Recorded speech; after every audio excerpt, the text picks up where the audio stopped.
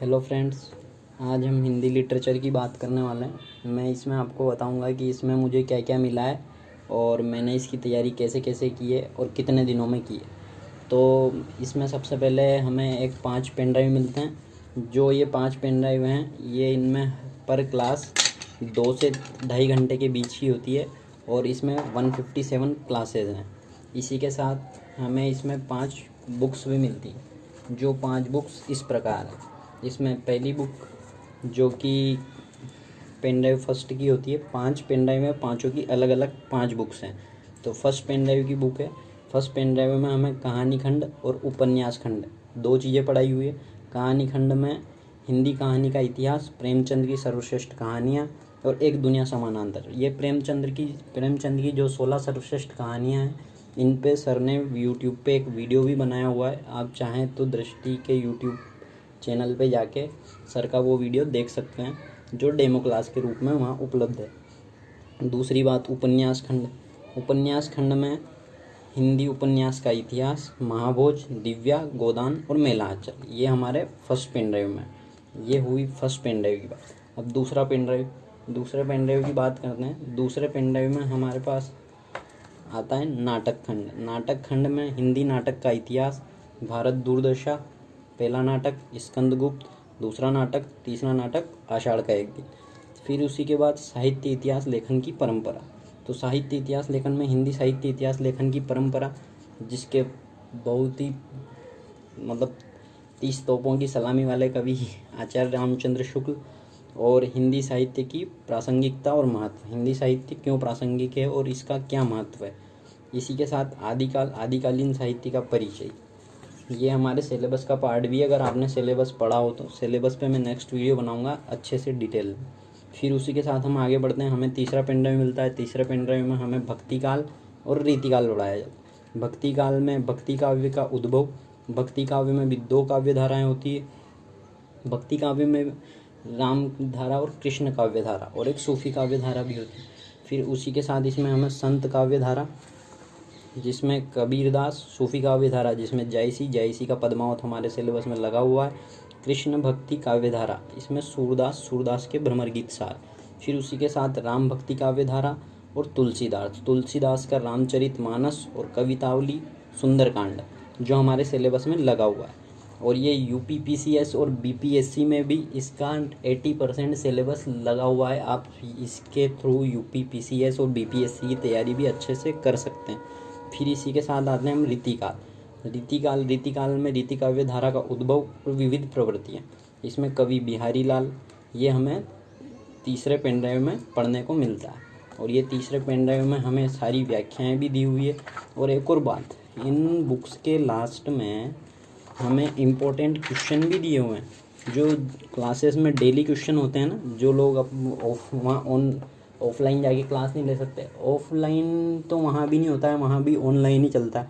बस वहाँ पे एक बैच में 2-5 बार सर आ जाते हैं और सर गाइड कर देते हैं, और बाकी उनके जो क्लास कोऑर्डिनेटर होते हैं वो रहते ही हैं वहाँ पे। तो हम जैसे ही क्लास में जाते हैं तो 2-3 क्वेश्चन डेली करवाना, आंसर राइटिंग प्रैक्टिस करवाना, ठीक उसी टाइप जैसे अभ्यास हेतु प्रश्न, भक्ति का उद्भव, संत काव्य धारा, कबीरदास, इन पे सब पे क्वेश्चन दिए हुए हैं। और इन क्वेश्चंस के यहाँ पे आंसर की फ्रेमिंग भी की हुई है, जैसा कि हम घर पे रह के भी कर सकते हैं। इन क्वेश्चंस को हम सोल्व कर सकते हैं और यहाँ से आंसर चेक कर सकते हैं। इसी के साथ आगे बढ़ते हैं। ये तीसरा पेन ड्राइव पूरा हुआ। फिर इसी में हम चौथा पेन ड्राइव देखेंगे।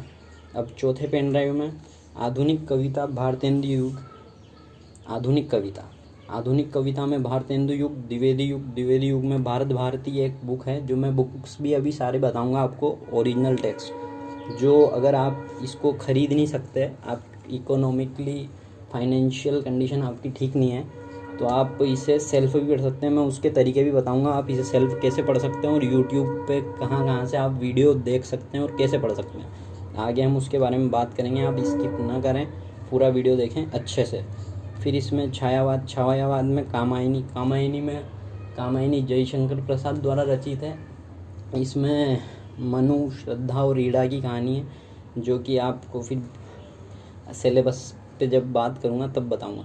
राम की शक्ति पूजा, कुकुरमुत्ता, और ये दोनों निराला की रचना है। राम की शक्ति पूजा पूरी राम भगवान के ऊपर है, जो बहुत ही अच्छी है। इसे पढ़ने के बाद एक अलग सी एनर्जी अंदर से आती है, हर काम अपन सोच नहीं सकते ऐसी एनर्जी आती है। अगर आप हिंदी साहित्य के ना भी हों तो एक बार राम की शक्ति पूजा ज़रूर पढ़ें, ज़रूर पढ़ें। फिर उसी के साथ उत्तर छायावाद में कुरुक्षेत्र दिनकर द्वारा रचित। दिनकर एक आधुनिक काल के बहुत ही अच्छे कवि हैं।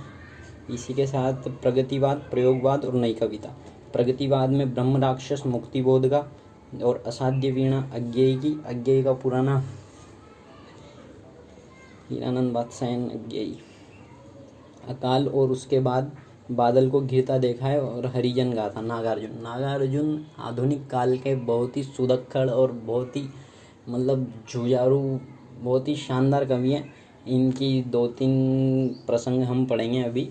और ये आधुनिक काल के बोलें तो कबीरदास, एक तरीके से आधुनिक काल के इन्हें कबीरदास भी कह सकते हैं। इसी के साथ नई कविता में अकविता, जनवादी कविता, नवगीत और समकालीन कविता। आप इसे देखें वीडियो को, तब हो सके तो सिलेबस भी साथ में लेके देखें। अब हम इसमें नागार्जुन पे बात करते हैं। हम नागार्जुन की 3-4 कविताएं पढ़ेंगे जो बहुत ही मज़ेदार है और बहुत ही अच्छी हैं। नागार्जुन बहुत ही अच्छे कवि थे। इनकी मैं आपको 3 से 4 प्रसंग पढ़ के सुनाता हूँ। ये राजनीतिक व्यंग बहुत ही अच्छा करते थे। वे लोकतंत्र की दिखावटी घोषणाओं से प्रसन्न हो जाने वाले कवि नहीं हैं। वे तो साफ साफ देख पाते हैं कि लोकतंत्र के नाम पर कैसे धनी विशिष्ट वर्ग सत्ता का मालिक बन बैठा है। वे चुनावी राजनीति के गणित को भीतर से उखाड़ते हैं और लिखते हैं, लौटे हैं दिल्ली से कल टिकट मार के, आए दिन बाहर के। ब्रिटिश महारानी के भारत आगमन पर भारत सरकार द्वारा उनकी अत्यधिक आवभगत नागार्जुन को सहन नहीं होती और वे तत्कालीन प्रधानमंत्री पर सीधा आक्रमण करते हैं। तत्कालीन प्रधानमंत्री उस टाइम इंदिरा गांधी जी थी, तो उन पे उन्होंने व्यंग्य किया था, आओ रानी हम ढोएंगे पाल की, यही हुई है राय जवाहरलाल की। नहीं, उस टाइम जवाहरलाल थे हमारे प्रधानमंत्री, सॉरी, इंदिरा गांधी नहीं, इंदिरा गांधी आगे आएंगी। इसी प्रकार जब वे बाढ़, भूकंप या तूफान जैसे प्राकृतिक दुर्घटनाओं में बड़े नेताओं को हवाई जहाज द्वारा सर्वेक्षण करते हुए देखते थे तो उनका गुस्सा पुनः तीखे व्यंग्यों के रूप में फूट जाता था। उसी के साथ जैसे उनकी एक रचना थी कि हरिजन गिरिजन भूखे मरते हम डोले वन वन में, तुम रेशम की साड़ी डाले उड़ती फिरो गगन में। ये उन्होंने इंदिरा गांधी के ऊपर लिखा था कि हरिजन गिरिजन भूखे मरते हम डोले वन वन में, तुम रेशम की साड़ी डाले उड़ती फिरो गगन में। और उन्होंने 1-2 रचनाएं और भी लिखी थी जिसमें कि इंदू जी क्या हुआ आपको, सत्ता के नशे में भूल गई बाप को। तो उसके चक्कर में फिर उन्हें जेल भी जाना पड़ा जब इमरजेंसी लगी। और ऐसे बहुत कवि हैं जिन्होंने बहुत अच्छा लिखा है और लोगों के अंदर एक जनवादी सोच पैदा की है और लोगों को मतलब अच्छे से बहुत ही सही तरीके से आगे साहित्य के द्वारा एक जन चेतना पैदा की और उन्हें समाज के लिए कुछ करने को प्रोत्साहित किया या उनके अंदर एनर्जी पैदा की। उसी के साथ बहुत ही अच्छे कवि हैं ये। और नागार्जुन को आप चाहें तो ऐसे भी पढ़ सकते हैं। फिर उसी के साथ हम पढ़ते हैं 5वें पेन ड्राइव की तरफ। हमें 5वें पेन ड्राइव में क्या मिलता है? 5वें पेन ड्राइव में हमें मिलता है पेपर फर्स्ट का जो भाग 1 है, जिसमें भाषा खंड बोलते हैं, जिसमें मैथमेटिकल मार्किंग होती है, जिसमें फ़िक्स मार्किंग होती है। आप इसे अच्छे से कर लेते हैं तो ये बहुत अच्छे स्कोर करवा सकता है। मैंने बहुत अच्छे से किया है इसे। इसी के साथ इसी में हमें हिंदी भाषा के विकास की यात्रा, इसमें हमें वही पढ़ना होता है और वही सारे एग्जाम्पल लिखने होते हैं जो हमने पहले पढ़ा है, जो हमने आदिकाल, रीतिकाल, भक्तिकाल, भक्तिकाल, आधुनिक काल, इनों में पढ़ा है। फिर इसी के साथ हिंदी आलोच, इसमें हिंदी व्याकरण का परिचय, अपभ्रंश, अवट और पुरानी हिंदी। इसी के साथ अवधी, ब्रजभाषा, खड़ी बोली और अन्य बोलियाँ। फिर राष्ट्रभाषा, राजभाषा और संपर्क भाषा। फिर देवनागरी लिपि में इसका उद्भव, इसका विकास और ये कैसे कैसे आगे बढ़ी, फिर ये कैसे कैसे प्रचलन में आई, इसके बारे में। फिर हिंदी व देवनागरी का मानकीकरण, फिर मानकीकरण के बाद हिंदी भाषा का वैज्ञानिक तकनीकी विकास। फिर इसी के साथ हिंदी आलोचना का विकास और आचार्य राम, ये हिंदी आलोचना में आचार्य रामचंद्र शुक्ल, डॉक्टर नगेंद्र, हजारी प्रसाद द्विवेदी और रामविलास शर्मा। डॉक्टर हिंदी निबंध का विकास, इसमें हमारे 2 बुक्स है, चिंतामणि श्रद्धा भक्ति कविता क्या है, ये 2 निबंध हैं। और निबंध निलय के अलावा फिर हिंदी गद्य की अन्य विधाएं जैसे रेखा चित्र, संस्मरण और यात्रा वृतांत आदि, ये सब लगा हुआ है। अब इसी के साथ हम आगे बात करते हैं। अब मैं इसमें आपको मेरा जो अनुभव रहा है 4 महीने का हिंदी साहित्य पढ़ने का, वो मैं आपको साझा करूँगा। जैसा मैंने जीएस पढ़ के देखा है फाउंडेशन कोर्स, उसमें फिर भी बहुत सारी दिक्कत आती है, लेकिन इसमें 1% भी दिक्कत नहीं आती। क्योंकि इसमें क्या होता है, इसमें जब सर पढ़ा रहे होते हैं तो उसमें 500 बच्चे सामने बैठे हुए होते हैं। अपने दिमाग में या अपने मन में कोई प्रश्न भी आता है तो वो 500 बच्चों के मन में पहले से आ चुका होता है और वो सारे क्वेश्चन वहीं सोल्व हो जाते हैं, वो लोग पूछ लेते हैं वहीं। तो फिर हमारे मन की सारी शंकाएं दूर हो जाती है। और जो ऑनलाइन कोर्स दूसरे वाले चलते हैं जहाँ स्टूडेंट नहीं होता है, कैमरा होता है, तो उसमें क्या होता है, जो सर ने पढ़ा दिया वही ठीक है, बाकी हम कुछ पूछ नहीं सकते, और पूछ सकते हैं तो फिर बाद में पूछ सकते हैं। और बाद में क्या होता है, हम चीज़ों को भूल भी जाते हैं, बहुत सारी चीज़ें हमारे दिमाग से निकल जाती है, कुछ चीज़ें याद नहीं रहती है, तो ऐसी बहुत सारी प्रॉब्लम्स आती है।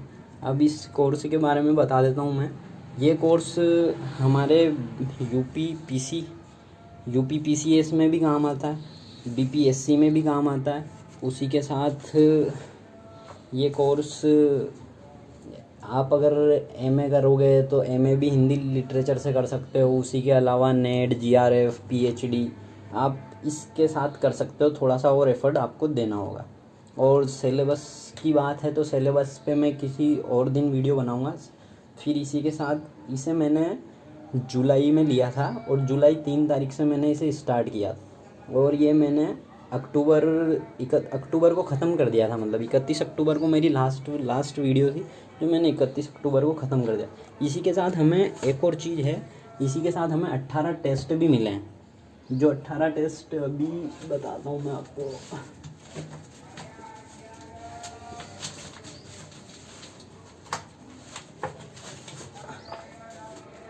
ये 18 टेस्ट हैं, इसमें मतलब ये टोटल 18 टेस्ट हैं। ऐसी खाली कॉपीज़ है, ये कॉपीज़ हमें हर टॉपिक पढ़ने के बाद खुद से करने होते हैं। और ये कोर्स बहुत ज़्यादा अच्छा है और इससे आप एक अच्छे इंसान भी बन सकते हो। अगर आप में सोचने समझने की क्षमता नहीं है तो भी आप बहुत कुछ सीख सकते हो। इस कोर्स को मैंने बहुत अच्छे से पढ़ा है और मुझे बहुत अच्छे से समझ भी आया, और ये कोर्स आप भी चाहें तो ले सकते हैं। और इसी के साथ मैं आगे बताऊंगा, अगर आप इसे नहीं खरीद सकते तो आप हिंदी साहित्य कैसे पढ़ सकते हैं, तो इसके लिए अब हम बात करते हैं कैसे पढ़ सकते हैं। तो इसके लिए हम ओरिजिनल टेक्स्ट पे आते हैं। तो इसमें हम ओरिजिनल टेक्स्ट देखेंगे। ओरिजिनल टेक्स्ट में हमें कहानी खंड की 2 किताबें लगी हुई है हमारे सिलेबस में, जो है एक तो प्रेम मंजूषा, इसमें प्रेमचंद की सर्वश्रेष्ठ 16 कहानियाँ हैं। इन 16 कहानियों की ये किताबें ये आपको किसी भी स्टेशनरी की बुक स्टोर पे मिल जाएगी। इसमें 16 कहानियाँ हैं जो इस प्रकार हैं, आप देख सकते हैं। और ये सर ने पूरी वीडियो बना के बताया हुआ है यूट्यूब पे, ये वाली तो आप वहाँ देख सकते हैं। फिर उसी के साथ एक दुनिया समानांतर जो राजेंद्र यादव द्वारा रचित है। इसमें सारी कहानियाँ राजेंद्र यादव की नहीं है, ये उनके द्वारा संकलित है। इसमें बहुत सारी कहानियाँ अलग अलग हैं और अलग अलग कवि की कहानियाँ हैं, अलग अलग लेखकों की कहानियाँ हैं, जिसमें कृष्णा सोबती, कमलेश्वर, धर्मवीर भारती, मनु भंडारी, मार्कंड मोहन राकेश, बहुत से सभी की कहानियाँ। ये तो हुआ कहानी खंड के आगे बढ़ते हैं तो हम चलते हैं अब उपन्यास। इसमें उपन्यास हैं तो इसमें 4 उपन्यास लगे हुए हैं। चारों में सबसे महत्वपूर्ण उपन्यास है गोदान। तो गोदान प्रेमचंद का उपन्यास है। ये 1936 में प्रेमचंद ने लिखा था और ये बहुत ही प्रसिद्ध और बहुत ही नामचीन उपन्यास है। इसे आप लेके खुद से तैयार कर सकते हैं, पढ़ सकते हैं, सेल्फ पढ़ना चाहें तब। और ये सब मुझे दृष्टि से ही मिला है। ये मूल टेक्स्ट, ओरिजिनल टेक्स्ट भी वो लोग हमें भेजते हैं क्योंकि इससे हम व्याख्या खंड की अच्छे से तैयारी कर सकें। इसी के साथ एक महाभोज, ये भी उपन्यास है, ये मनु भंडारी द्वारा रचित है। ये महाभोज भी बहुत, ये राजनीतिक उपन्यास है, बहुत ही अच्छा उपन्यास है। आप फ्री टाइम में इसे पढ़ सकते हैं चाहें तो। एक मेला अचल है जो गांव के बारे में है, और इसमें ये भी बहुत ही शानदार है। मैं सबके बारे में भी डिटेल से नहीं बता सकता, ज़्यादा टाइम हो जाएगा। तो आप इसे भी पढ़ सकते हैं, मेला अचल। ये फणीश्वर नाथ रेणु का है। इसी के साथ ये लास्ट उपन्यास दिव्या जो यशपाल का है, ये एक नारी के ऊपर बना हुआ है। इस स्त्री ने बहुत ही दुख देखा इसके अंदर। आप चाहें तो इसे भी ले सकते हैं। फिर इसके साथ बढ़ते हैं अपन आगे नाटक की तरफ। तो हमारे सिलेबस में 3 नाटक भी लगे हुए हैं। इन नाटकों में सबसे पहला नाटक भारत दुर्दशा। भारत दुर्दशा बहुत ही अच्छा नाटक है। इसकी 2 पंक्तियाँ मैं आपको सुनाता हूँ कि जो पढ़तव्यम सो मर्तव्यम, जो न पढ़तव्यम सो भी मर्तव्यम, फिर दंत कटाकट किम कर्तव्यम। ये बहुत ही अच्छा इनका लिखा हुआ है। ये भारतेंदु हरिश्चंद्र का है, भारत दुर्दशा। ये जब देश गुलाम था तब लिखा था, और ये भी काफ़ी अच्छा नाटक है। इसे बहुत बार भारत सरकार मंचित भी करवाती है बहुत सी जगहों पे, दिल्ली, जयपुर, बड़े बड़े शहरों में, भोपाल, पुणे, बॉम्बे, ये सब जगह नाटक रंगमंच होता है। फिर ये आषाढ़ का एक दिन, जिसमें कालिदास मल्लिका की पूरी स्टोरी है। आषाढ़ का एक दिन, ये भी बहुत अच्छा नाटक है और बहुत छोटा है, काफ़ी अच्छा है। ये भी बहुत सी जगह मंचित होता है। ये मोहन राकेश का है। मोहन राकेश बहुत ही प्रसिद्ध नाटककार हैं। फिर उसी के साथ आगे स्कंदगुप्त। स्कंदगुप्त जयशंकर प्रसाद का है। इसे रंगमंचित करना बहुत ही कठिन है, पर फिर क्या कर सकते हैं, ठीक है। ये जयशंकर प्रसाद का ये हुआ तीसरा नाटक। फिर इसी के साथ हम आगे बढ़ते हैं तो हमारे पास आते हैं निबंध। निबंध में हमें 2 निबंध, एक निबंध निलय जो डॉक्टर सत्येंद्र द्वारा है। इसके हमें सारे निबंध नहीं पढ़ने हैं, इसमें से भी हमारे कुछ ही निबंध लगे हुए हैं। जैसे कविता क्या है, रामचंद्र शुक्ल, भारतीय संस्कृति, गुलाबराय, और उत्तर फाल्गुनी के आसपास कुबेरनाथ राय। इनमें से व्याख्याएं भी बहुत पूछी जाती है, तीनों में से। आप इन्हें भी पढ़ें पूरा अच्छे से।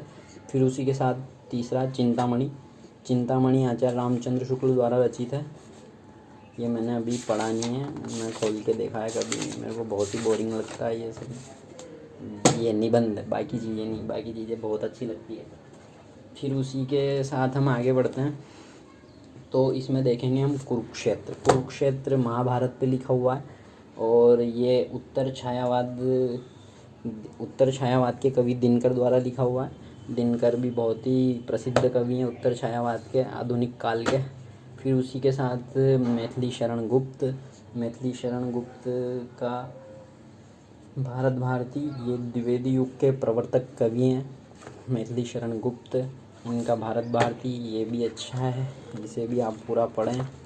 फिर इसी के साथ कामायनी जयशंकर प्रसाद। ये 18 बुक हैं जो कामायनी जयशंकर प्रसाद, ये छायावाद के प्रमुख कवि हैं जयशंकर प्रसाद। तो ये 18 बुक्स हैं जो मुझे वहीं से मिली है, कोचिंग से ही। फिर इसी के साथ मैं आगे बात करना चाहूँगा कि उत्तर लेखन कैसे करें। तो आप उत्तर लेखन के लिए सबसे अच्छा है, सर डेली करवाते हैं, और इन्होंने जो 18 टेस्ट दिए हैं उन्हें आप पूरा करें। फिर उसी के साथ एक और बात है कि आप जितनी भी चीज़ें पढ़ेंगे उन सब के एग्ज़ाम्पल्स एक डायरी बना के डेली डायरी में नोट कर ले, जो सेल्फ़ करना चाहते हैं। जो सेल्फ़ नहीं करना चाहते हैं वो लोग तो सर बता ही देंगे कैसे क्या करना है, कैसे क्या नहीं करना है। तो जैसे मैंने ये बनाया हुआ है आदिकाल में सिद्धनाथ साहित्य, आमिर खुसरो, इनके सारे एग्जाम्पल्स आप लिख लें, जो मेन एग्जाम्पल हैं, सारे नहीं लिखना है, मेन एग्जाम्पल। फिर विद्यापति, फिर अपन भक्ति काल पे आ गए। भक्ति काल में संत काव्यधारा, कबीरदा, फिर सूफी काव्यधारा, फिर ऐसे कृष्ण भक्ति काव्यधारा, इन सब के एग्जाम्पल्स लिख लें और इन्हें सवेरे उठ के डेली याद करें, तो ये हमारे सबकॉन्शियस माइंड में चले जाएंगे। फिर वहाँ से हम एग्ज़ाम में लिखेंगे तो हमारा आंसर रीच होगा, और हमारा आंसर रीच होगा तो हमें बहुत ही अच्छे नंबर मिलेंगे, और हम जल्द से जल्द IAS, IPS, IRS, जो भी आपकी इच्छा है, मेरी इच्छा, वो बन पाएंगे। इसलिए आप एक काम ये करें। और मैं बताना चाहूँगा कि आप YouTube से कैसे पढ़ सकते हैं। आप आते हैं मेन टॉपिक। तो एक भारत सरकार का CEC, आप चाहें तो नोट कर सकते हैं, CEC नाम का चैनल है। उस चैनल पे जाके आप सारी वीडियोस ऐसी की ऐसी यूपीएससी के टॉपिक्स की हर आप अगर सिलेबस को समझ जाते हैं तो आप वहाँ से एक एक वीडियो देख के और अपने खुद के नोट्स बना के आप हिंदी लिटरेचर को बहुत अच्छा कर सकते हैं। और इसे करने के बाद आप हिंदी साहित्य की दृष्टि कोचिंग से या किसी और कोचिंग से जहाँ आपकी इच्छा हो वहाँ से आप टेस्ट सीरीज़ ज्वाइन कर सकते हैं। और टेस्ट सीरीज़ ज्वाइन करने के बाद मुझे नहीं लगता कि आपको कम नंबर आएंगे। और इसी के साथ मैं अपनी बात को पूरा करूँगा। अगर आपकी और कोई क्वेरी हो तो आप कमेंट सेक्शन में जाके कमेंट कर सकते हैं। और आपको अगर वीडियो अच्छा लगा हो तो आप प्लीज़ चैनल को सब्सक्राइब करें। और थैंक यू वेरी मच। और इसके अलावा तो कोई बात मेरे को याद आ नहीं रही है। और मैं नेक्स्ट वीडियो अब कभी बनानी हुई तो मैं हिंदी साहित्य के सिलेबस पे पूरे अच्छे से डिटेल में एक एक चीज़ आपको पूरे अच्छे से समझा दूँगा। और प्लीज़ चैनल को सब्सक्राइब करें, लाइक करें, कमेंट करें। बाय।